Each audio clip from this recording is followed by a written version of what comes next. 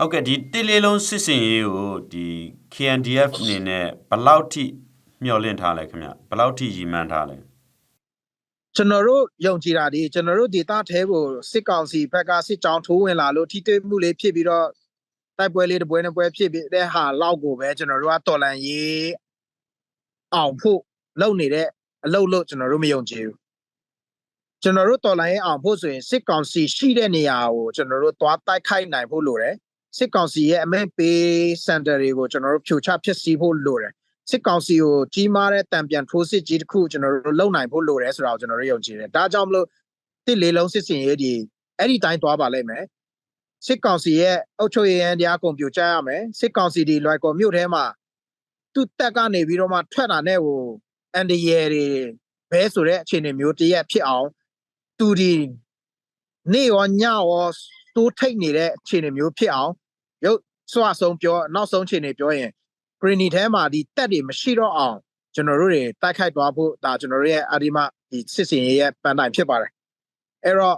ဂရီနီတပြည်နယ်လုံးကျွန်တော်တို့လက်ထဲပြန်ရောက်ဖို့ကျွန်တော်တို့အုပ်ချုပ်ရေးတွေတူထောင်နိုင်ဖို့ပြည်သူလူထုကိုလိုအပ်တဲ့ service တွေပေးနိုင်ဖို့ကဒီစစ်စင်ရဲ့မျှော်မှန်းချက်ဖြစ်ပါတယ်ဒါကြောင့်မလို့အခုလက်ရှိတဝက်လောက်ကနေတမျိုးလုံးရအောင်တပြည်နယ်လုံးကိုပြန်ပြီးကျွန်တော်တို့ထိန်းချုပ်နိုင်အောင်ကျွန်တော်တို့ဆက်စူးစမ်းနေတာဖြစ်ပါတယ်ဟုတ်ကဲ့ဒီကရင်နီပြည်နယ်ဟာအာနာသိန်းခေါင်းဆောင်နေတဲ့နေပြည်တော်နဲ့အနီးကပ်ဆုံးနေရာဖြစ်တယ်စီရေးရလည်းအနီးကပ်ဆုံးချင်းကြောက်နိုင်တဲ့နေရာဖြစ်တယ်ဆိုပြီးတော့အားလုံးကနားလည်ထားကြတယ်ဆိုတော့အခုဒီကရင်နီပြည်နယ်ထဲမှာအဓိကမြို့တော်ဖြစ်တဲ့လွိုင်ကော်မြို့ပေါ်မှာလည်းစီရေးရဒီ KNDF နဲ့ဒီပူပေါင်းတပ်တွေကဒီအများကြီးကိုစိုးမိုးထားတယ်ဆိုတော့ဒီစစ်ကောင်စီဘက်ကသူတို့အတွက်လည်းအရေးပါတဲ့နေရာလို့သူတို့မျှော်လင့်နိုင်တယ်ဒါကြောင့်မလို့ဒီနေရာတွေကိုဒီအရက်ဘက်ပြစ်မှတ်တွေစစ်ဘက်ပြစ်မှတ်တွေမခွဲခြားဘဲနဲ့ဒီဟိုတိုက်ခိုက်ချေမှုန်းမှုတွေလောက်လာနိုင်တယ်ဆိုပြီးတော့တွက်ချက်မှုတွေလည်းကျွန်တော်တွေ့ရတယ်ဆိုတော့ဒီအတွက်ကောဘာတွေပြင်ဆင်ထားလဲပေါ့လေကျွန်တော်တို့ကတော့လောလောဆယ်မြို့ထဲမှာကျွန်တော်တို့ရန်သူထက်ကြီးမားသောအစပေါင်းများစွာသောအင်အားကျွန်တော်တို့ဝင်ရောက်ထားပြီးသားဖြစ်တယ်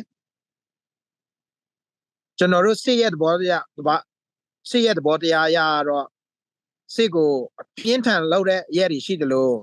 ပပလေးပဲပုတ်တဲ့ရဲတွေလည်းရှိမယ်အယောင်ပြနေတာတွေလည်းရှိမှာပေါ့ဗျာဆိုတော့သဘောတရားတွေပေါ့ဒါတွေလည်းရန်သူဖက်နားလည်ပြီးသားဖြစ်မှာပါဆိုတော့လောလောဆယ်ကတော့ကျွန်တော်တို့ target ဒီ greeny နဲ့လွိုက်ကော်ဖြစ်တာဒါဒီကျွန်တော်တို့ရဲ့ target ဖြစ်တာဆိုတော့ဒီနေရာကိုကျွန်တော်တို့ရအောင်ယူမယ်ကျွန်တော်တို့ victories လို့ all လို့ရတဲ့နေရာဖြစ်အောင်ကျွန်တော်တို့ဆက်လက်ပြီးတော့မှလောက်ကင်နေမယ်အဲ့ဒီဟာပြီးမှပဲနောက်ကိစ္စတွေကတော့နောက်စဉ်းစားချက်ဖြစ်ပါလိမ့်မယ်ဟုတ်ကဲ့ဒီ KNDF ပါဝင် Green တပ်ပေါင်းစုတွေဘက်ကနေပြီးတော့လဲဒီ Green ပြည်နယ်ထဲမှာစစ်ရှိန်မြင့်ပြီးတော့ဆောင်ရွက်ဖို့ဆိုတဲ့လမ်းကိုတွေ့နေရတယ်ဆိုတော့ဒီတိုက်ပွဲတွေကပို့ပြီးတော့အရှိန်မြင့်လာတာနဲ့တစ်ချိန်တည်းမှာပဲဒီဒေသမှာရှိနေတဲ့ပြည်သူလူထုတွေရဲ့ဒီအခြေအနေကလည်းစိုးရင်စရာအခြေအနေရှိတာပေါ့လေဆိုတော့သူတို့နဲ့ပတ်သက်ပြီးတော့ဘယ်လိုစဉ်းစားချက်မျိုးရှိလဲဒါနဲ့ပတ်သက်ပြီးလည်းရှင်းပြပေးပါဦးဒီစစ်စင်ရေးတွေအခြားသောစစ်စင်ရေးတွေနဲ့မတူတာဒီအရင်တော့စစ်စင်ရေးတွေဒီတက်ကပဲလောက်သွားတဲ့စစ်စင်ရေးမျိုးဖြစ်တယ်ဒီစစ်စင်ရေးတွေကျွန်တော်တို့နိုင်ငံရေးအရာဥဆောင်ထားတဲ့အစုဖွဲ့တွေနဲ့လည်းစစ်ဆက်ညှိနှိုင်းပြီးတော့လောက်တဲ့အခြေအနေမျိုးရှိပါတယ်အဲ့တော့တိုက်ခိုက်ရေးသမားတွေကတိုက်ခိုက်ရေးလုပ်ပြီးတော့အနောက်ကနိုင်ငံရေးစုဖွဲ့တွေနိုင်ငံရေးဥဆောင်ဖွဲ့တွေကအုပ်ချုပ်ရေးတွေလည်းပတ်နိုင်ဖို့ရှန်ထွက်လာတဲ့ကျွန်တော်တို့စစ်ဆောင်တွေကိုကူညီပေးရေးကယ်ဆယ်ရေးကိစ္စတွေကိုအနောက်ကနေတောက်လျှောက်ဆက်ပြီးတော့မှသွားနေတဲ့အခြေအနေမျိုးဖြစ်ပါတယ်အဲ့ဒီအတွက်ကြောင့်မလို့အခုရှန်ထွက်လာတဲ့စစ်ဆောင်တွေဒီဂျာကာလာအုပ်ချုပ်ရေးဂရီနီပြည်ဂျာကာလာအုပ်ချုပ်ရေးကောင်စီရဲ့နော်ဌာနကြီးတစ်ခုဖြစ်တဲ့ပြည်ထောင်ဌာနကိုဆက်သွယ်ပြီးတော့သူတို့ရဲ့လိုအပ်ချက်တွေသူတို့ရဲ့လိုလားချက်တွေသူတို့ရဲ့အခြေအနေတွေကိုတင်ပြတောင်းဆိုပြီးတော့မှဖြည့်ဆည်းပေးနိုင်ဖို့ရအတွက်ဆက်သွယ်ဆောင်ရွက်လုပ်ရတယ်ဒီဖက်ကလည်းဂျာကာလာဆိုရဖက်ကလည်းအသက်နိုင်ဆုံးသူတို့ကိုလိုအပ်တဲ့ဟာတွေကိုဖြည့်ဆည်းပြီးတော့စစ်ဆောင်တွေကိုလည်းစစ်ဆောင်တွေရဲ့လိုအပ်ချက်တွေကိုလည်းဖြည့်ဆည်းနေတဲ့အနေအထားတွေလည်းအများကြီးရှိတယ်အုပ်ချုပ်ရေးကိုလည်းဟိုတရားဥပဒေစိုးမိုးမှုကိုလည်းပို့ပြီးပေါ်လင်စေဖို့ရအတွက်ရဲတွေကိုအင်အားဖြည့်ပြီးတော့မှအလောက်ကင်နေတဲ့အနေအထားတွေလည်းအများကြီးရှိတဲ့အတွက်ကြောင့်မလို့ကျွန်တော်တို့ဒီစစ်စင်ရေးနဲ့မတူတာဒီနိုင်ငံရေးရောစစ်ရေးရောအုပ်ချုပ်ရေးရောတွဲသွားတဲ့စစ်စင်ရေးမျိုးဖြစ်တဲ့အတွက်ကြောင့်မလို့ ရှန်ထွက်လာတဲ့သူတွေအတွက်ကိုလည်းစီဇန်ဆောင်ရွက်နေတဲ့ဟာတွေရဲ့လောက်ကန်ကောင်တွေပေါ်ဆောင်ရွက်နေတာတွေလည်းလက်မြေပြင်မှာအများကြီးရှိနေတယ်လက်တွေ့မှာလည်းအများကြီးရှိနေတယ်အဲ့ဒီကြောင့်မလို့ဆိုရင်စရာတော့ကျွန်တော်တို့မရှိပါဘူးဟိုအဲ့ဒါကိုလည်းပြောကြားလိုတယ်ကျွန်တော်တို့ပြီးတော့မဟာမိတ်တွေပေါ့လေနော်ကျွန်တော်တို့ရဲ့မဟာမိတ်အင်အားစုတွေကလည်းရှန်ထွက်လာတဲ့သူတို့ပြည်နယ်တွေသူတို့ဒေသတွေမှာရှန်ထွက်လာတဲ့သူတွေကိုသူတို့ကူညီဆောက်ရှောက်ပေးဖို့ဆောက်ရှောက်ပေးပါမယ်ဆိုတော့ခြေနေတွေနဲ့လည်းညှိနှိုင်းဆက်ဆက်ဆွေးနွေးထားပြီးသားဖြစ်တဲ့အတွက်ကြောင့်မလို့လည်းကျွန်တော်တို့များစွာစိတ်ချရတဲ့အနေအထားဖြစ်ပါတယ်ဒါကြောင့်မလို့ switch ကတော့ဆက်ပြီးတော့အချိန်ကိုမြင့်တင်သွားမယ်တိုက်ခိုက်မှုတွေကပိုပြင်းထန်သွားမယ်လက်နက်မချတော့အလံဖြူမပြတော့ပြည်သူလူထုထံမှာခိုလုံတော့လေးမဝင်တော့သူတွေဒီဆက်လက်ပြီးချိန်မခံရမှာဖြစ်တယ်အဲ့တော့ပြည်သူလူထုနဲ့အတူရိုးရိုးရက်သားတာမှန်ပြည်သူလူထုနဲ့အတူဒီစစ်တမ်းကိုခံစားရတာဒီစစ်တပ်ထဲမှာရှိတဲ့စစ်သားစစ်တီတွေရရှိတွေရဲ့မိသားစုတွေလည်းများစွာခံစားရပါတယ်အဲ့တော့လူတဦးတယောက်အတွက်မင်းအောင်လိုင်းတဲ့စုဖွဲ့တစုအတွက်ကိုယ့်ရဲ့မိသားစုကိုယ့်ရဲ့လင်ယောက်ျားကိုယ့်ရဲ့သားသမီးတွေကိုတေခံမလားမြင့်မြတ်တဲ့ဂုဏ်သိက္ခာရှိတဲ့လူထုနဲ့ပူးပေါင်းခြင်းလူထုထံကိုခိုဝင်ခြင်းဆိုတဲ့အစီအစဉ်ကိုလုပ်မလားဆိုတာကတော့သူတို့ဘက်ကလည်းစဉ်းစားကြရမယ့်အခြေအနေရောက်နေတာရှိပါတယ်အဲ့တော့အဲ့လိုတွေဖြစ်လာခဲ့ရင်လည်းကျွန်တော်တို့ဘက်ကရဲ့ IEC ဘက်ကလည်း one band တာနဲ့ဒီလူတွေကိုဘက်ပြောင်းလာတဲ့လူတွေခိုလုံလာတဲ့လူတွေကိုကျွန်တော်တို့နီးမှန်လမ်းမှန်နဲ့သူတို့နှွေးထွေးတဲ့စောင့်ရှောက်မှုတွေပေးနိုင်ဖို့စီစဉ်နေတဲ့လုပ်ငန်းဆောင်တာတွေလည်းစီစဉ်နေလည်းရေးဆွဲထားတာတွေအများကြီးရှိပါတယ်ဒါကြောင့်မလို့တော်လိုင်းရေးတိုက်ခိုက်ရေးအင်အားစုတွေနဲ့ဆက်သွယ်ရင်ဆက်သွယ်မဟုတ်ရင် IEC နဲ့ကျွန်တော်တို့ဆက်သွယ်ပြီးတော့မှဒီဘက်ပြောင်းခြင်းကျွန်တော်တို့ပြည်သူလူထုဘက်ကိုခိုလုံခြင်းစီစဉ်တွေကိုလည်းဒါစစ်တပ်ဘက်ကနေရှန်ထွက်သွားတဲ့မိသားစုဝင်တွေစစ်တပ်ဘက်ကနေရှန်ထွက်သွားတဲ့စစ်တီတွေရဲတပ်ဖွဲ့တွေကလည်းဒီလိုခြေနေတွေမှာပါဝင်လာလို့ရပါတယ်ဆိုတာဒီမှာတစ်ခါလေးပြောကြားလိုပါတယ်ဒီလွိုက်ကောတက္ကသိုလ်ထဲမှာဒီကဲထုတ်ခဲ့တဲ့ဒီပါမောက်ခနဲ့ဒီနမ်စီဒီယန်တွေပေါ့လေသူတို့ရဲ့အခြေအနေပါဝင်ခုနစစ်တုံးပန်းတွေလည်းရှိတယ်သူတို့ဘယ်လိုထားပြီးတော့ဒီသူတို့ကိစ္စကိုဘယ်လိုဆောင်ရွက်သွားဖို့ပြင်ဆင်ထားတာမျိုးရှိမလဲဗျ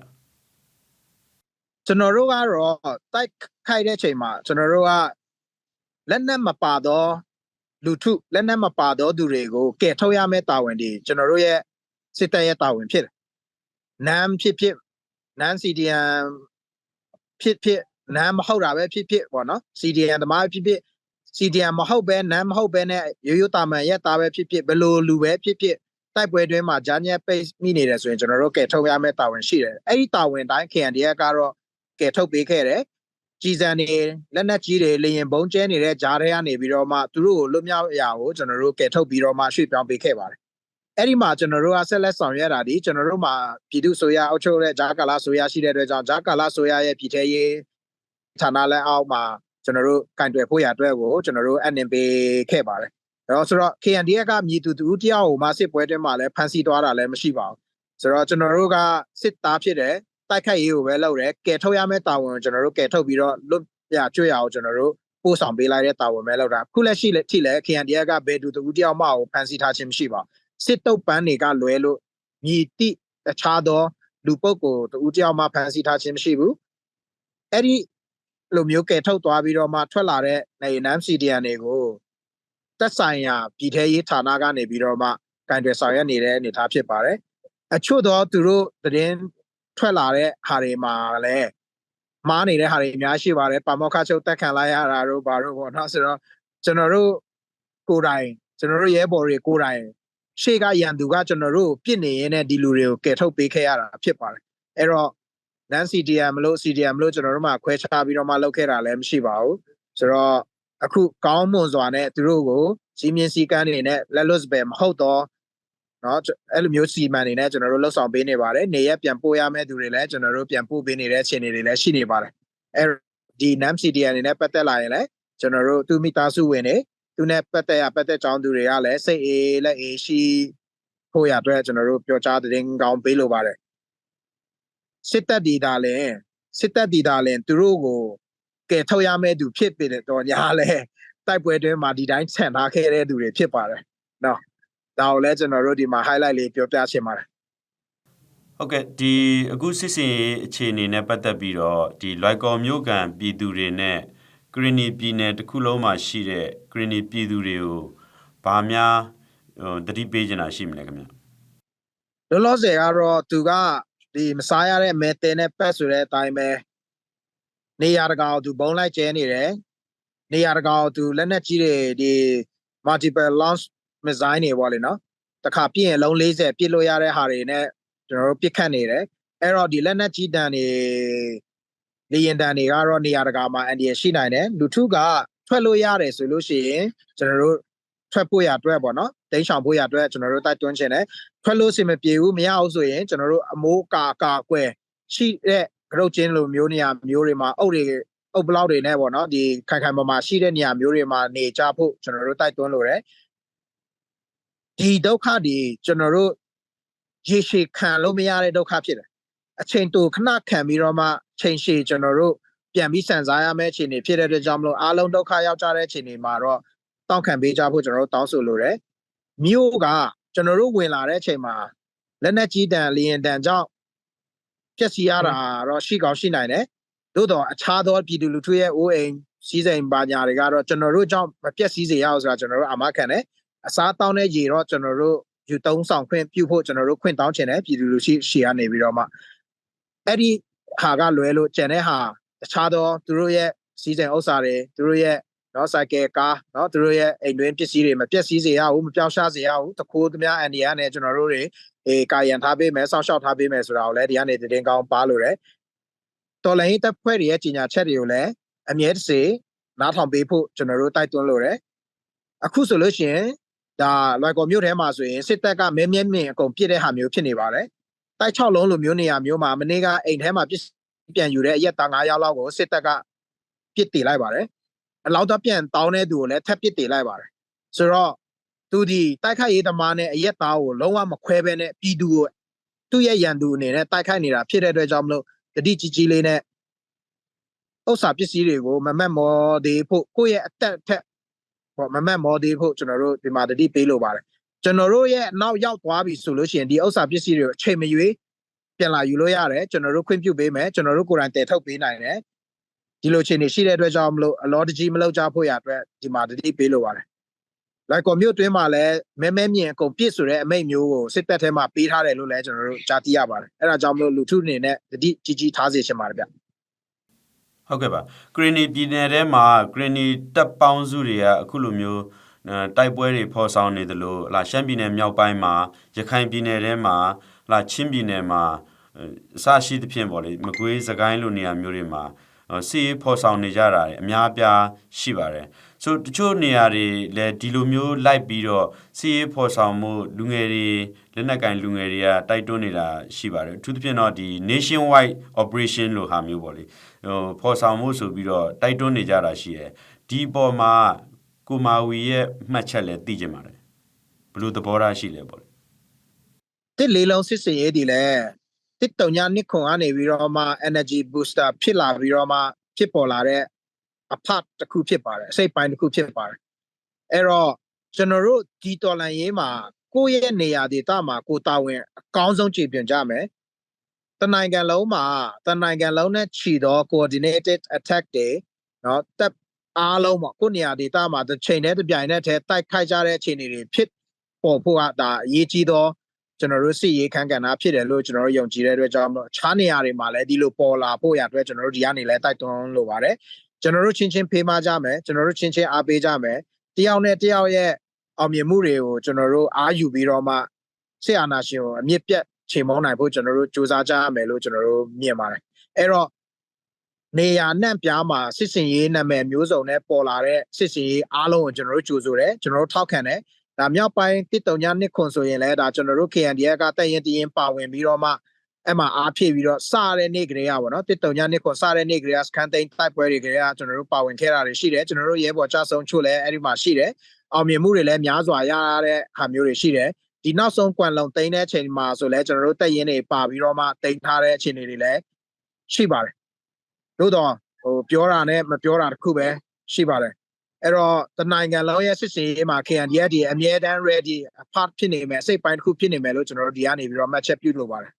ကိုမာဝီအနေနဲ့ထပ်ပြီးတော့ဖြည့်ဆွတ်ဆရာရှိရင်လည်းပြောလို့ရပါတယ်ဟုတ်ကဲ့ပါကျွန်တော်ကတော့ဒီစစ်ကောင်စီတပ်ဖွဲ့ဝင်အနေနဲ့ရဲတပ်ဖွဲ့ဝင်တွေကိုပဲ ပြောပြီးသားစကားကိုပဲပြန်ပြောလိုပါတယ်ကျွန်တော်တို့ဖက်ကနေဝမ်ပန်းတာနဲ့မြွေထွေးထွေးကျွန်တော်တို့ကြိုးဆိုနေတယ်ကျွန်တော်တို့ပြည်သူလူထုရှိကိုပူပေါင်းခြင်းပြည်သူလူထုရဲ့ရေငွေကိုခိုလုံခြင်းဆိုတာကဒီလူပေါင်းတိုင်းဝိုင်းမှာဂုံတိတ်ခါရှိဆုံးအလုပ်ဖြစ်ပါတယ်ဒီအခြေအနေမှာဒါကြောင့်မလို့ဆုံးဖြတ်ချက်တွေခိုင်ခိုင်မာမာချပြီးတော့ကိုမိသားစုကိုသားသမီးကိုရဲ့ဆွေမျိုးတိုက်ဝိုင်းရဲ့ရေရှည်ဒီလူတိုင်းဝိုင်းမှာရက်တီဖို့ဂုံတိတ်ခါရှိစွာနဲ့ရက်တီနိုင်ဖို့ရအတွက်ကိုအချိန်မီဆုံးဖြတ်ချက်တွေချပါအချိန်မီဆုံးဖြတ်ချက်တွေချပြီးတော့ဆက်သွယ်ဆောင်ရွက်ပြီးတော့ကျွန်တော်တို့ပြည်သူလူထုထံကိုပူးပေါင်းပါဝင်မှာလို့ကျွန်တော်တို့တိုက်တွန်းဖိတ်ခေါ်လိုတယ်တိုက်တွန်းဖိတ်ခေါ်တဲ့နောက်မှာလာရောက်ပါဝင်ပူးပေါင်းတဲ့သူတွေကိုလည်းကျွန်တော်တို့ဖက်ကနေပြီးတော့မှအနှွေးထွေးဆုံးကျွန်တော်တို့ကြိုးဆိုဆောင်ရွက်သွားမယ်စစ်အာဏာရှင်ပြုတ်ကျပြီးနောက်ပိုင်းမှာလည်းသူတို့ရဲ့ပညာနဲ့သူတို့ရဲ့ထိုက်တန်တဲ့အရေးချင်းတွေနဲ့ကိုက်ညီသောလုပ်ငန်းဆောင်တာတွေအခွင့်အရေးတွေကျွန်တော်တို့ဖက်ကနေပြီးတော့ဖန်တီးပေးသွားမယ်ဆိုတာကိုလည်းကျွန်တော်တို့တွေဒီမှာပြောချလိုပါတယ်ဒါကြောင့်မလို့အချိန်မီတည်ကြည်ပျက်စီးခြင်းဆိုတဲ့အခြေအနေကိုမကြုံရသေးခင်မှာအမြန်ဆုံးဖြတ်ချက်ကိုမှန်မြန်ကန်ချပြီးတော့မှကျွန်တော်တို့ ਨੇ ပူးပေါင်းပါလို့ကျွန်တော်တို့ဖက်ပြောင်းပါလို့ကျွန်တော်တို့ဒီကနေဖိတ်ခေါ်လိုပါတယ်ကျေးဇူးတင်ပါတယ်ဟုတ်ကဲ့ကိုမာဝီကျေးဇူးတင်ပါတယ်